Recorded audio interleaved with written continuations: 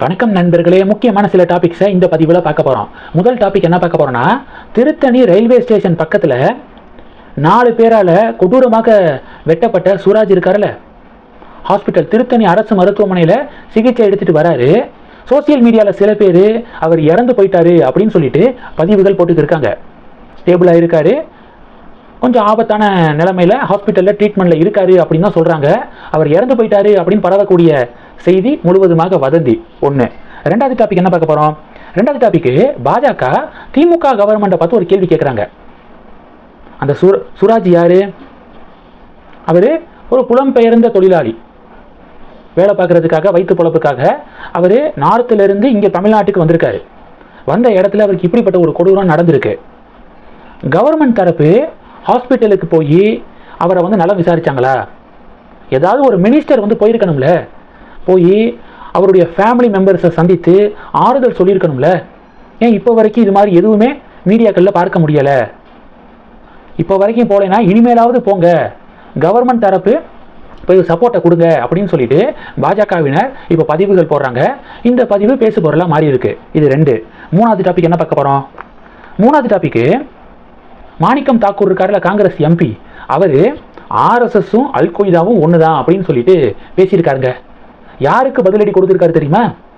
திக் விஜய் சிங்குக்கு பதிலடி கொடுத்துருக்காராம்.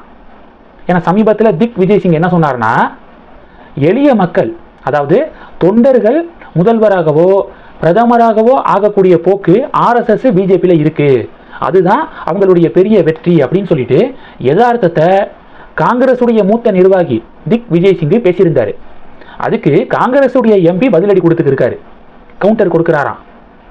சமீப காலமாக காங்கிரஸ் பாஜக தலைவர்களுக்கு பதிலடி கொடுக்குற மாதிரி தெரியல.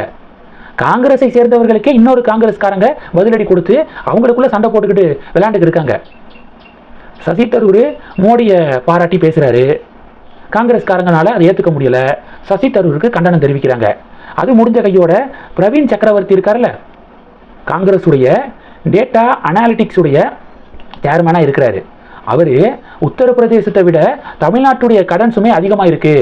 2010 யூபி தமிழகத்தை விட அதிக கடன் சுமையில் இருந்துச்சு 2010.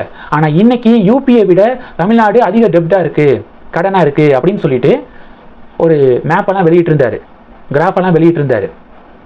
ஸோ இதுக்கு பார்த்தீங்க அப்படின்னா திமுக கொந்தளிக்கிறதை விட அதிகமாக தமிழக காங்கிரஸை சேர்ந்தவர்கள் நவீன் சக்கரவர்த்திக்கு கண்டனம் தெரிவித்து அறிக்கை வெளியிட்டு இருக்காங்க. ஒரு காங்கிரஸ்காரங்க எதிர்த்து அறிக்கை விட்டு இருக்காங்க. இது 2. அந்த வகையில் திக் விஜய் சிங் இருக்கார்ல, அவர் பேசினதுக்கு வழக்கம் போல இன்னொரு காங்கிரஸை சேர்ந்த உறுப்பினர்கள் கண்டனம் தெரிவித்து அறிக்கை விட்டு இருக்காங்க. நான் சொன்னேன்ல, பாஜகவுக்கு எதிராக காங்கிரஸ் அறிக்கை விடுறதை விட உட்கட்சியில் இருக்கக்கூடிய உறுப்பினர்களுக்கு எதிராக அறிக்கை விடக்கூடிய போக்கு அதிகரிச்சிருச்சு அப்படின்னு நான் சொன்னது நடந்துக்கு இருக்கு.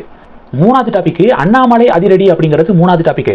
நேற்று அண்ணாமலை அவர்கள் அவருடைய வீட்டுக்கு முன்பாக கருப்பு கொடி காட்டி ஸ்டாலின் அவர்களுக்கு எதிர்ப்பு தெரிவிச்சிருக்காரு. திருப்பூர் மாவட்டம் பல்லடம் அருகே காரணம்பேட்டையில் திமுகவுடைய மகளிர் அணி மாநாடு நடந்துச்சுல, அதில் சிஎம் கலந்துக்கிட்டாரு. சிஎம் உடைய வருகைக்கு எதிர்ப்பு தெரிவித்து அண்ணாமலை கருப்பு கொடி காட்டியிருக்காரு. இதன் பின்னணி என்ன அப்படின்னா, திருப்பூரில் இடுவாய் அப்படிங்கிற பகுதியில் குப்பை கிடங்கு அமைக்க கவர்மெண்ட் முடிவெடுத்திருக்காங்க, திருப்பூர் மாநகராட்சி முடிவெடுத்திருக்காங்க. இதற்கு அந்த இடுவாய் கிராம மக்கள்லாம் கடும் எதிர்ப்பு தெரிவிக்கிறாங்க. ஸோ அவர்களோடு அண்ணாமலை நிற்கிறாரு, பாஜக நிற்கிறாங்க.